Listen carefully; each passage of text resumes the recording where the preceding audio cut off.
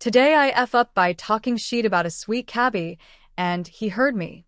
This was Sunday. I still feel awful. Took a cab home to Brooklyn from Newark Airport, solo with my toddler. Late evening, end of a long tough day of traveling with the little one. Cabbie was an incredibly sweet older man. He gave my daughter an apple. He complimented her, singing. Said, God bless her. Incredibly sweet old man. He mentioned he'd be going home after dropping us off because he'd had open heart surgery. We live on a busy one-way street. There's a fire hydrant in front of my building and a loading zone right on the corner of the block. Cabs usually drop off at one or the other. This was the first time since I moved to this building 3+ years ago that both of those spots have been occupied at the same time, and I'm getting in with luggage, a stroller, a very tired toddler, and a car seat. He pulls in at an odd angle, like the police precinct parking angle, to a non-spot on the other side of the street from my building. There's a two-way bike lane between the parking on that side and the curb. Bike lane gets a lot of e-bike traffic. Not great for unloading. The fare comes to $143, not including tip. I hadn't flown into Newark in forever, since back when it was around $100 for a cab back, so I wasn't fully prepared for the price. You can add the tip. So $200, he jokes. It was a phone app, not like a card reader with a tip percent to select on it, and I wasn't expecting to have to enter a total instead of the tip amount. I thought $40 would be a nice, really generous tip to give, since he'd been so kind to us. But my mouth accidentally said, how about $193? I mean $183. He was clearly annoyed and disappointed by the instant downgrade, so he goes, how about $190? I was annoyed because this was already way over budget, but my toddler was already starting to fuss and cry, seeing we were parked on our street and not getting out yet, and it was my own dumb fault for saying the wrong thing then walking it back, so I was like, sure, that's fine. My card declined in the app twice. I had to go into my bank account and see that my bank had flagged it as fraud and approved the transaction. By the time the payment finally went through, my toddler, who'd been holding it together pretty well up until that point in a long day, was having a full-on meltdown, loud screaming, kicking, crying. I decide that the easiest, fastest way to unload, given the circumstances, would be to pick her up in her car seat, which my back really can't handle, and run her across the street while the light was red, like jaywalk it when there are no cars coming, then set her down and do the same for our stuff. So I set down my screaming, crying toddler in her car seat on the sidewalk, yell across the street for the driver to please open the trunk. When he opens it, I leave her on the sidewalk, run and grab our bags. The driver brings over the stroller, a GB pocket, not like a huge stroller. I thank him. The sidewalk on our side is a wide one. We live next door to a restaurant that has outdoor dining. I pick up the little one in her car seat, run her over to the building, set her down screaming and crying bloody murder in her car seat in front of the door to our building while I run back to grab our stuff to bring it over. The screaming and crying has, of course, gotten the attention of the people dining at the restaurant, who are now looking over aghast at my child. It's nighttime, and the sidewalk is wide enough and the distance to the luggage and the stroller is far enough that they don't immediately see me / make the connection that I'm with her. Everyone is looking in shock at this crying baby who looks like she's been abandoned all by herself in front of a building. I run over to the building, struggling, schlepping all of our stuff. I'm still a bit salty from the cost of the ride being so much higher than I'd budgeted for, and I'm feeling like I owe the restaurant customers an explanation. So, as I'm hauling our stuff over, I yell over to them. I tipped the cab driver like $50, and he didn't even help me. I thought he had already driven away. He had not. He was right in front of the restaurant with his car windows down. I'm not sure if he fully heard me or only partly heard me or if he didn't hear me, but maybe just caught the gist of a situation. But he probably heard me. I saw his face in that moment, and I felt terrible. It, of course, wasn't his fault that both of the usual unloading spots on my side of the street were taken. It wasn't his fault that he'd had open heart surgery and probably couldn't help me carry my things.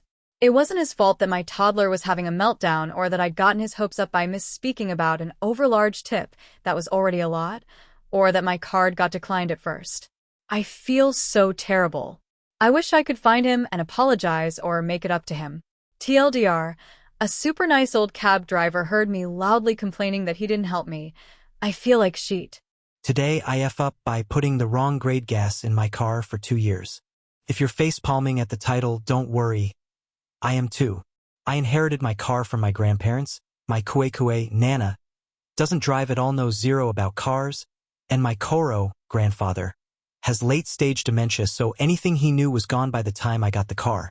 Some clarification: green pumps, 91, are labeled as unleaded, red pumps, 95, are labeled premium. It's a 1995 Nissan Safiro, Maxima to U.S. When I was about to make the big haul home to my city with the car, my kue, and I went to put gas in it. I asked her which grade it took, and she drilled me that it was the green pump, 91 in my country. I get home to my city and go to fuel it up, and see a homemade label stuck to the inside of the fuel flap that my koro made as his memory was slipping, premium 95. Oh shit. Ring my kue, ring mechanics and auto parts stores. All of them say, nope. 91 seems about right. If it runs well, it's likely the right grade. My kue says, of course he put the wrong label, he can't remember shit, lol. So years go by, literal years, and every now and again I look at that label and get anxious I'm putting the wrong gas in. Behind the homemade label is an English gas label that says, premium unleaded only, implying 95, but the Japanese labels translate to unleaded only, implying 91. Owner's manual for Safiro are impossible to find online. Maximas for the equivalent say nothing about fuel grades. This month I went to the mechanic to get a sound in the engine diagnosed, as I'm moving to a different island and just need the peace of mind that what I'm certain is lifter tick is actually just that and nothing more. Mechanic rings me, hey yep, it's lifter tick, you were right, we just put some additives in which should help. Cause you're putting 95 in the car and things, it'll run even better than it used to, pump the brakes. In that moment my soul shit its own pants, and I have to embarrassingly say, I'm not putting 95 in it, should I be? I have replaced engine gaskets, rotors, brakes, done electrical work, spark plugs, you name it, to my car, but in that moment I just felt like a dumb girl that knew nothing about cars. After a lengthy convo where he admitted he couldn't give 100% certainty, he was gambling that a 95 car from Japan with a V6 engine was almost definitely going to take premium gas. He suggested I try a tank of it, see how I go on fuel economy and engine performance, and decide for myself.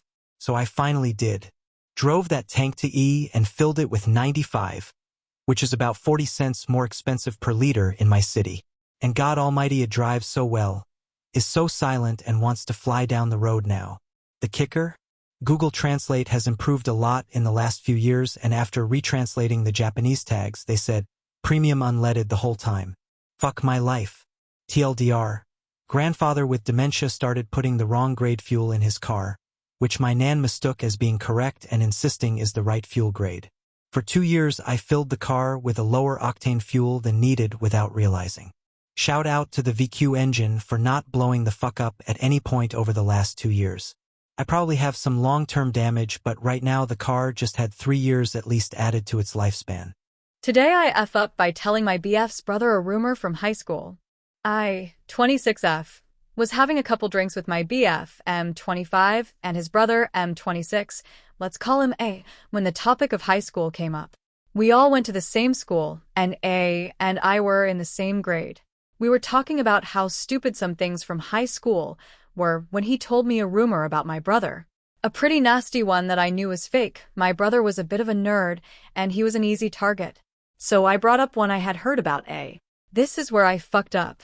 The rumor was that he was the actual father of his younger half-sister, who was born our senior year.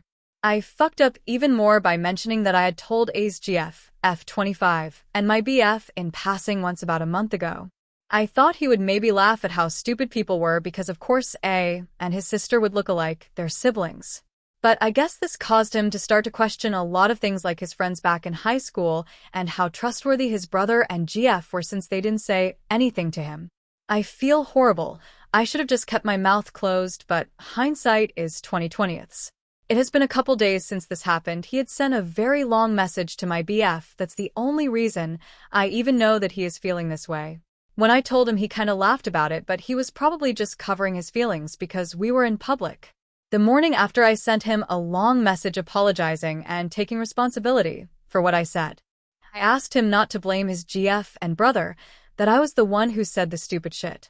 It's been 2 days, and he hasn't even opened my text. I fucked up bad, and I don't know how to fix it.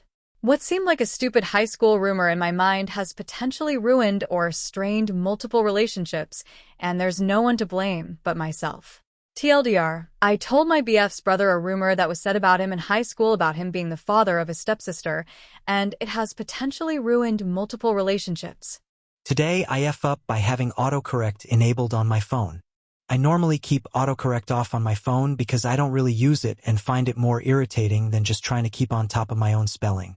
After resetting my phone, I didn't realize I hadn't turned off autocorrect. Fast forward to today.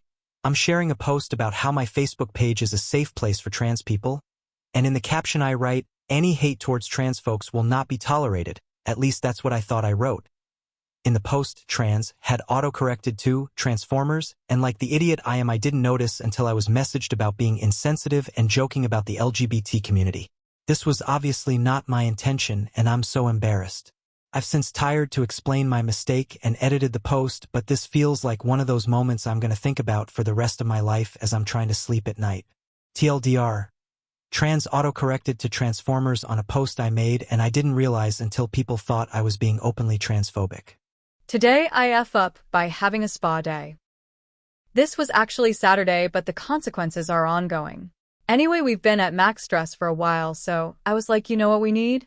R&R at a spa. Got the whole massage/pedicure/facial package. They asked me, of course, any allergies. And I said I'm allergic to perfume, aluminum, and zinc, because I am. My dumb ass did not say, oh, and hyaluronic acid. That thing that's in like every cosmetic in North America. That thing that once made my face hurt because it was in a moisturizer. I forgot all about that one. Sunday, I woke up covered in hives. Popped an antihistamine, and slept/whined about the itching all day while basically bathing in anti-itch cream, which you can't put on your face. Naturally. Monday I woke up so swollen I couldn't open my right eye. My husband had to take a sick day to take me to R. They gave me like 7 pills, a week-long prescription for some of those pills, and an EpiPen in case it gets worse, and I stopped breathing because I guess I'm the type to get the allergies that come in waves. Oh, and a paper that says you're allergic to the following. In case I forget again. TLDR, forgot I'm allergic to most cosmetics. Went on a spa day. Ended up in the emergency room and have at least a week of suffering left. Big thanks to everyone who watched to the end. I really appreciate the support. And please hit the subscribe button.